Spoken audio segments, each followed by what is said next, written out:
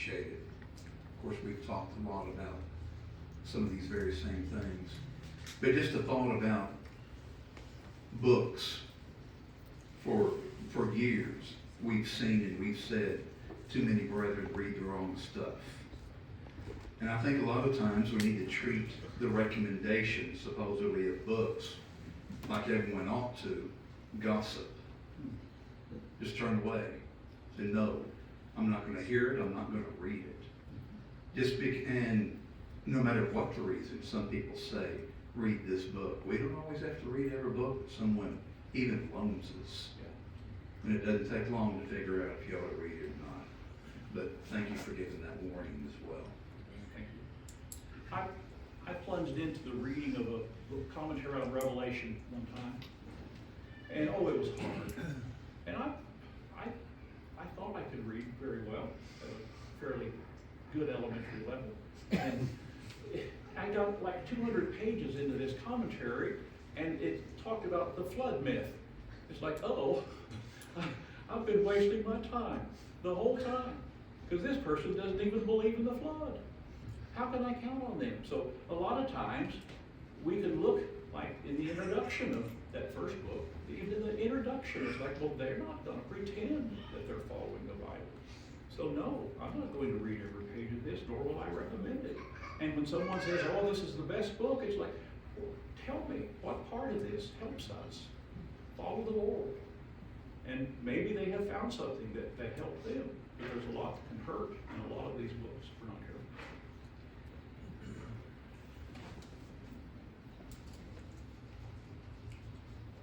There you go. Go ahead and come up here. Then we'll grab. Greg, what is common with pagan Christianity and such like books is that people are labeling worship at every level you can imagine, like the assembly worship, or they read a book and they're worshiping, or they're singing a song in their home and they're worshiping, and everything's labeled worship. And while you're thinking about that, you may already know what you want to say about that, but it becomes a little confusing to people who are not as educated as they are, and so I would like your opinion about that and advice, because different ones have family members who've gone the wrong direction spiritually, that they go, we're just kind of enlightened and we're more godly and spiritual minded, different things like that. So do you have anything on that particular thought right off? Because I don't mean to put you on the spot on that, but do you have anything you'd like to say about the word worship? Can it be used in such a general way? Like, Lydia worshiped Jesus, the Bible said, walking by the seaside. I know that it probably have this uniqueness. Do you have anything you want to say? If you don't, it's okay. I always have something to say. Whether or not That's I have good. validity is another thing. So the Lord has said, here's what I want for worship. If we're going to worship God, it needs to be in spirit and in truth. We find an exact way to do that. It is when the church comes together in one place. And so every Lord's Day, the church comes together in one place, men and women and children, every family. Visitors are allowed. We see that authorized. We can have visitors that do not know, are unlearned, and are not Christians. So whenever we start doing things in our home and calling it worship, we need to distinguish between what the church is authorized to do and what we're authorized to do in our homes. In our homes, we can have private studies with those that we invite privately to our home. Now, is there an element of worship when we sing and when we pray and when we talk about the scriptures? Of course we could say that, but it is not in any way the same as the assembly of the saints for the purpose of serving God according to the worship pattern that's in the New Testament. So that's what comes to mind for me. Right, thank you. You don't know, Ted? Yes.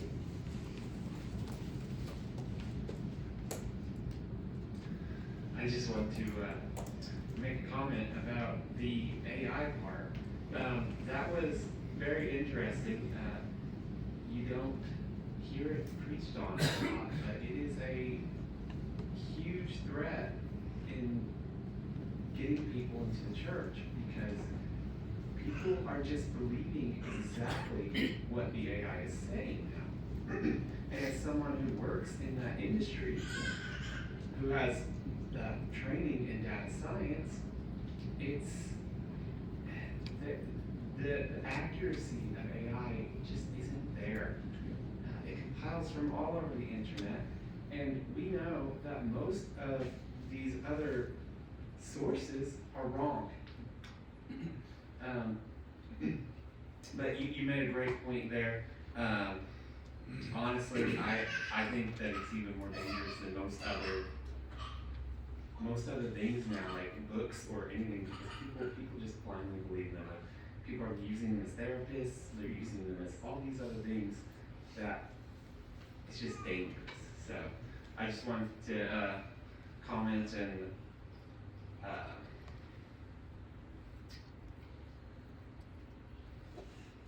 I'm sorry, I blanked. Thank you, Tanis. Thank you, Tanis. I do think it's a new world, and it's not going to go away. Since it's not going to go away, we need to say, how do we need to talk about this? How do we need to visit about this? How is it best if we choose to use this? Because there are some brothers among us who are finding ways that it can be very helpful in the church. And so we will depend on you, young fellows, who go beyond what I do. And because there's some great work being done by some of the young men who are here that will help us. And I think we need to look to them for guidance in that. We need to trust them as leaders in the church first, and then we need to listen carefully to what they recommend in this area. And I think that's a path of wisdom for us, rather than just keying in a question and saying, all right, that's what we do. And so thank you. We want to have every possible way to encourage someone to know more about Jesus. And if they're going to use AI, that just gives us more to fight against to overcome. Brother Noah Howard. Doug Edwards first? Go to Doug Edwards, then come to Noah. Thank you. Is there any difference between acts of worship and acts of service? In other words, could we say, out of the assembly, anything that we do for the Lord is in some sense an act of worship? Or we could say, well, this is an act of service, but it's not necessarily an act of worship. So we are to do good. We're to do good works. We're to do good unto all. I don't know that worship extends to everything we would do in our service to God.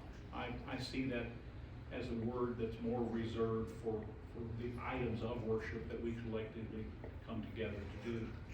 But so that may not be going the right direction with that, and if you feel otherwise, please share. No, I agree with you. I'm not sure that we can say that everything we do individually and privately is considered worship. Worship is a specific thing, but there are also acts of service that we perform, and we do them out of love for the Lord, and we understand this is our service to Him. That's true. Visiting fathers and widows in their affliction, that's not worship, it's certainly an act of service. Now let's go to Brother Noah Howard. I don't really want to go down this rabbit trail, but I'd be curious to know what Paul and Silas were doing as they were singing hymns in jail. Yes. But anyway, what I want to say is I think we're in a fantastic position right now because our main competitor on this point, New Testament Christianity, has always been the Catholic Church. They always want to say we're the first church. But as of this year, they've thrown in that towel. There's a theologian named John Henry Newman. He was a 19th century Catholic theologian. He pioneered a theory he recognized that things like venerating Mary and worship of saints, all these things, they're not in the Bible. And so he created the doctrine of development. He said all these things, there were there were little acorns of these things in the scripture, but they needed centuries to grow into the great oak tree that is, these doctrines of the church. This year, Pope Leo XIV declared that theologian a doctor of the church, recognizing him for his significant contributions to the theology of the Catholic Church. Now, what that tells me is they've just thrown in the towel. They have just said, well, we're not concerned about saying that we go back to the New Testament any longer. That means we're the only ones left. That gets me excited because, I love the free market. Right? If I could be the only one to say, hey, when you come to our church, you're going to see that we do everything from the Bible. If you see something that you don't think's from the Bible, then let's talk about it. That gets me excited to share that with people. So I just wanted to share that. Well, thank you, that's fun. That's good for all to know. Okay, Logan Bailey.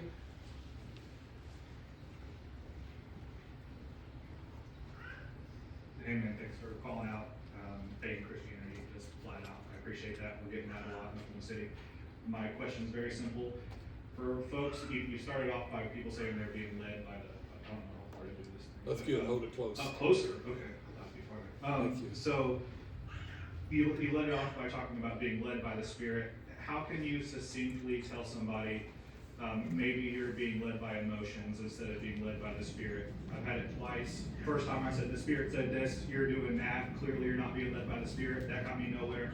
The second time I said that actually sounds like you're being led by dopamine, and that was much better, honestly. And so like, do you have with your background a way of saying, hey, this isn't the Spirit leading you, this is just emotion or your own gut? And it may just be something as simple as a proverb or something, but what do you think? So there is a concept of reason that is very, very interesting to look into. I can't say I've looked into it enough. It's Romans 12:1. I beseech you therefore, brethren, by the mercies of God, that you present your bodies a living sacrifice, wholly acceptable unto God, which is your reasonable service. So we sometimes look at the word reasonable and say, well, that means we can do it, we can accomplish it. But another way to look at that I think is referred here, this is according to our ability to reason, we will offer ourselves a living sacrifice, holy and acceptable unto God. So what we offer to God is a logical conclusion from the evidence that is presented. Now, is it an emotional thing for us to be a child of God and to obey the gospel? Ooh, you ought to see a crowd of 200 people in Africa who are going to be baptized. It is a very emotional crowd. But that emotion is not why they're obeying. The logical conclusion they've reached after hearing God's truths are why they are obeying. So when someone only wants to have the feeling, there's no end to that. And literally the chemical process in the brain says you can never get enough of that. And so when someone is only chasing the emotion, it's like, well, why don't we look at the logic of the gospel and see what conclusions we can come to? And if they want to do that and be happy about it, that's wonderful. But they cannot go through this reasonably and maintain the emotion that denominations demand. If you'll notice, everything we do in the Lord's church is mostly accompanied by silence and time to think. Now we sing together, but everything else is one speaker and silence. That's the worship of the New Testament church. If you've ever been anywhere around a denominational service, they never have silence. They never do. Because with silence comes thought, comes reason, comes conclusions based on what you've heard. And so their whole life is around noise or excitement. Well, whenever you address that and say, let's have some silence, let's read this verse together, and let's talk about what it might mean, perhaps that can be helpful in taking emotion out of it.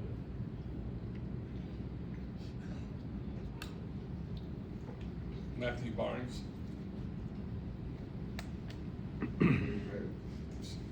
there was something you said towards the end of your talk, I probably won't get the quote right, but you mentioned the idea of how we reach the point where we expect preachers to do all of a certain part of our work.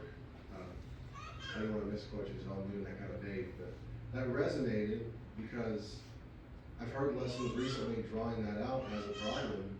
I've had conversations with people who seem to have that mindset. So I wanted to kind of ask, do you think that we've reached that reality in some places? And to me, when I've had the conversation, the quickest answer to correct that mindset was, if you don't have an evangelist in your congregation, whose job is it to do that work? Yeah. And I also wanted to ask, is this a good kind of thought to share with people who think that way, of considering an evangelist working with you as more of an equipper, like in Ephesians 4, to help you get the skills and the ability you need to do the work, and even with what Paul tells Timothy of committing things to faithful men who can then participate. So that's, you're exactly right. So the concept is all do some. One can't do all. And so all of us do what we can, what we have talents for, what we have opportunities for, what we have role assignments for. And if we are always looking for a way to serve, we will always find ways to serve. So it becomes a pattern, and it becomes a habit to say, well, we have a preacher. It's like, well, yeah, you do. So what? so what is that? How, whenever the sick is visited, when you go see someone who's sick, you're the one going to see someone who's sick. Everybody else sitting around in the congregation, they didn't go see the sick. You did.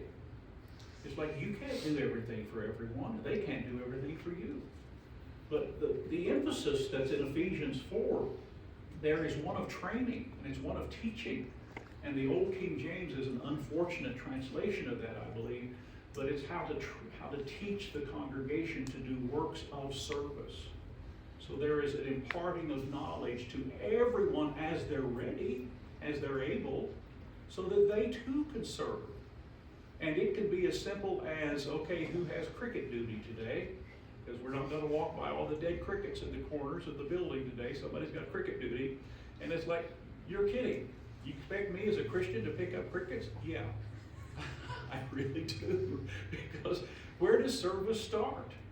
The same way, if we have an opportunity with our neighbor, I would hope people in the congregation would say, Matt, what are you doing Tuesday night? Can you come help me have a talk with my neighbor? So it's a partnership. It's not, we give you money, therefore you go serve. And that could be a difficult conversation to have.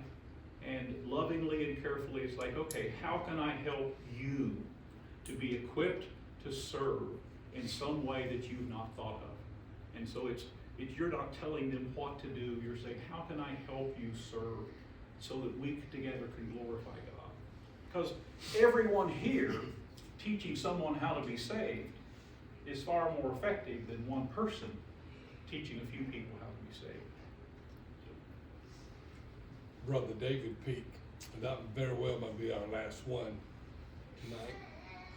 Thank you, Greg. I just wanted to piggyback on your answer to Logan and let you clean it up for me. Romans 12:2, right? We can invite them to not be conformed to this world, but be transformed by the renewing of our minds. And what happens there, right, is that we prove what is that good, acceptable, and perfect will of God. And I love that passage, the whole, but I mean, I love that part of the passage so much because it is an invitation to recognize that transformation does that. So I'm gonna let you finish the comment. No, that's fine. So it's a package, and we're never through. And we're never as good as we think we are with these things. So we always have to keep working, keep trying, and it's a journey of a lifetime. And I would hope that however old we are, we would look back and say, I've done my best, but I know now how to serve more. And if we are blessed with years to come, I hope we're able to say, I have to find a way to serve as long as I have breath. And I want to help in the congregation that I'm part of. So people are encouraged. And if I do nothing more than but come to worship and say hello to everyone, what a wonderful work of service that people can perform. So I'm not talking about going and filling a stadium with people who are ready to hear the gospel. I'm talking about finding a smile, finding a way to be friendly with everyone, finding that person who's lonely that no one ever talks to. How do we do those little things that add up to the great things that make us who we are as the Lord's church? Would you like to make any Well, I final? would, because I had about 40 slides I didn't get to. But nevertheless, I'll go right to the end. Concerns for the future of New Testament Christianity. So this, God has richly blessed us in the United States. My mom at 95 is a child of depression, born in 1930. And so she knows those days, those times, those years that were very difficult for her people. We are very affluent today. That has enabled the preaching of the gospel at home and around the world. You may not know this, but around the world, outside of the United States, thousands of people are being baptized every year. Thousands.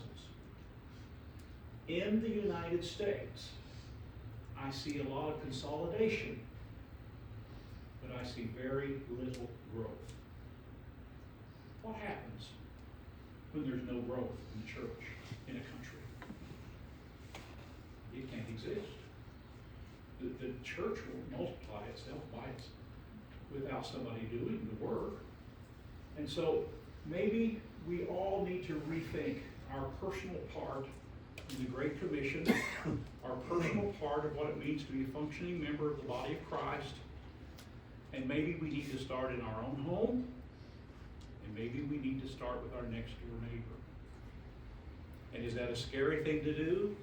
Yes, it is. It can be. So if you can, send someone else from your family to go first. let them go first, or you go with them. But we have to try, because that's what people of the church do. We go everywhere preaching the gospel. And as preachers, as leaders, have we worked actively to help members of our congregation know how to talk to people who are not members of the church? Now, we can't talk to members of our congregations that don't want to hear. We can only talk to those who are ready to listen. But we need to make the avenue open for all. But we have to start somewhere. And as members, have we given any thought to what we can do to help someone become a Christian? Someone must be willing to share Jesus. If we don't, then our congregations in this country will disappear. I don't think we want that. I don't think anybody wants that. We are needed in the brotherhood, and we need each other in every congregation that we have. I was told that there's about 400 congregations in the directory that some of these fellows have put together that's online. 400 congregations. That is not up. That is not up from what it was. It is down. How's it going to ever go up if we can't figure out how new congregations can begin? How's it going to go up if we can't figure out how to talk to others about Jesus? And I don't say these things to discourage any of us. I say these things to encourage us to say, we can do this. We can. Thank you, Greg, very much.